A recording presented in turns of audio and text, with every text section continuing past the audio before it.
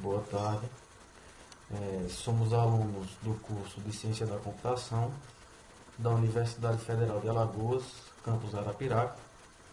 E aqui está um trabalho relacionado à disciplina de compiladores, cujo o nosso tema, né, irá abranger gerência de memória. Né? O professor responsável é Alexandre Paes, os discentes são Davidson Nicásio, que sou eu, Lucas Severo, Luiz Antônio e Talvan Silva. Aqui está uma breve introdução do que está relacionado com o nosso tema, né? Gerência de memória.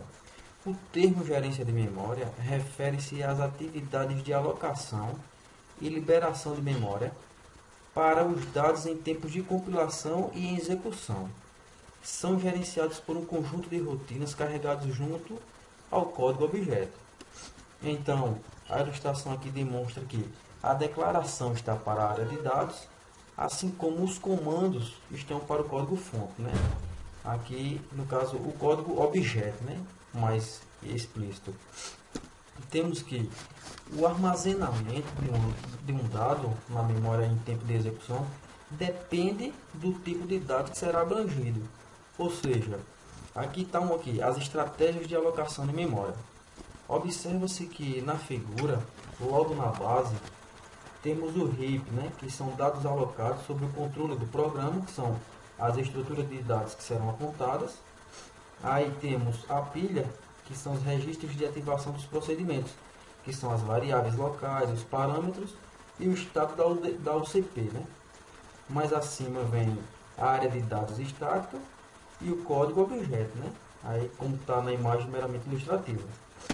Aí, o que vemos com isso? Né? Que a reserva de memória para os dados pode ser feita em três maneiras. A alocação estática, a alocação em pilha e a alocação dinâmica, né? Onde ambas serão explicadas, né, pelo nosso colega Talvan, que vem em seguida explicando cada uma dessas. Olá, meu nome é Talvan e eu irei dar continuidade sobre o que o Davidson falou sobre a reserva de memória para dados, onde temos alocação estática. Se o tipo ou comprimento do dado é conhecido em tempo de compilação e não é modificado durante a execução do programa, a reserva de memória é feita durante a compilação de forma estática. Alocação em pilha. Áreas para dados locais de procedimentos, subrotinas ou funções devem ser alocados dinamicamente. Alocação dinâmica. Para as estruturas de dados referenciadas através de ponteiros, as áreas também são reservadas dinamicamente.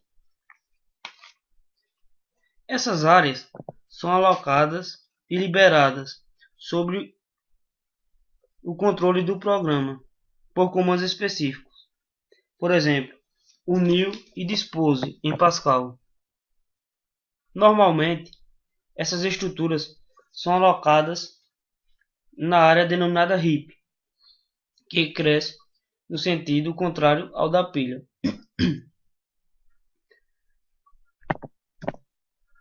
Alocação em memória de pilha. A memória de pilha é usada para o armazenamento das informações relativas às chamadas de procedimentos, onde para cada chamada é empilhado um registro de ativação, o qual contém informações sobre o estado da UCP no momento da chamada, uma área de dados para as variáveis locais, uma área para parâmetros e alguns ponteiros de controle da própria pilha. Em cada retorno de procedimento é desempilhado um registro de ativação. Vejamos a figura a seguir, meramente ilustrativa. Nós temos que o valor retornado, os parâmetros reais, ponteiros de controle, ponteiro de acesso, estado da UCP, variáveis locais e temporários, onde o valor retornado e parâmetros reais podem ser passados ou retornados em registradores para maior ciência. O ponteiro de controle aponta para o registro de ativação da rotina chamadora. O ponteiro de acesso aponta para os dados não locais, armazenados em outros registros de ativação. O estado da OCP contém o programa counter e registradores. Agora, o nosso amigo Luiz Antônio irá dar continuidade sobre acesso a variáveis não locais. Olá, meu nome é Luiz Antônio. Vou falar sobre acesso a variáveis não locais. As regras de escopo da linguagem determinam o tratamento de referência a identificadores não locais ao procedimento. Mas o que seria escopo? O escopo é utilizado para definir o grau de ocultação da informação, isto é, a visibilidade e acessibilidade às variáveis em diferentes partes do programa. A partir daí, nós temos algumas linguagens de programação, tais como Pascal e C. Elas implementam as regras de escopo léxico, ou escopo estático, que permite conhecer o escopo de um identificador pelo exame do programa-fonte.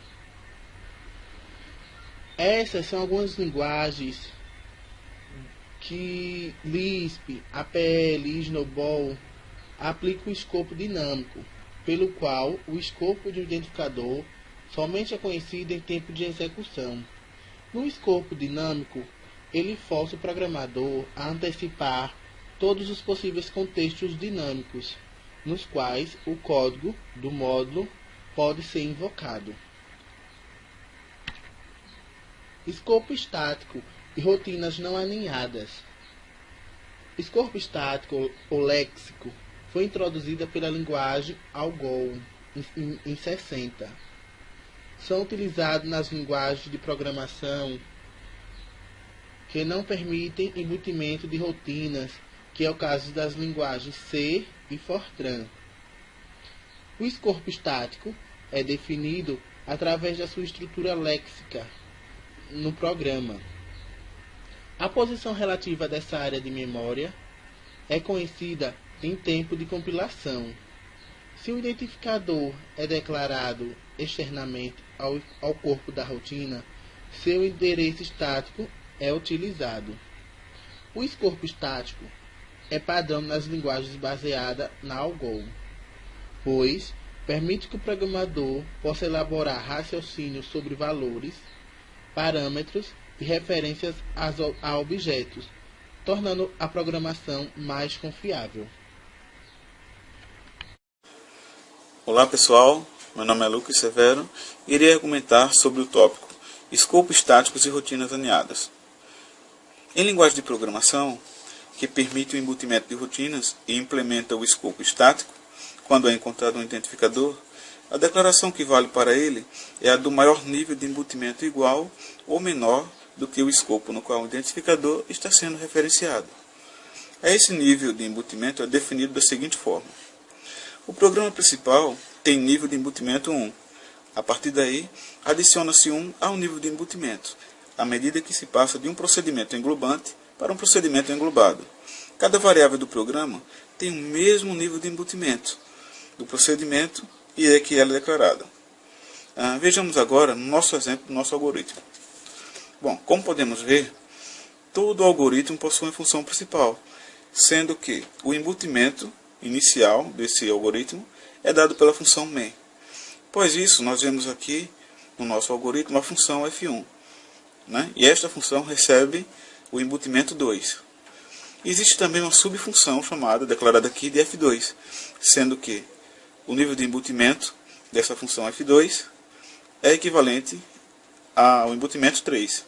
Sendo assim, dá para nós termos uma grande noção, ideias também, do que é níveis de embutimento aplicado dentro de um algoritmo. Bom pessoal, espero ter ajudado, contribuído de alguma forma, e obrigado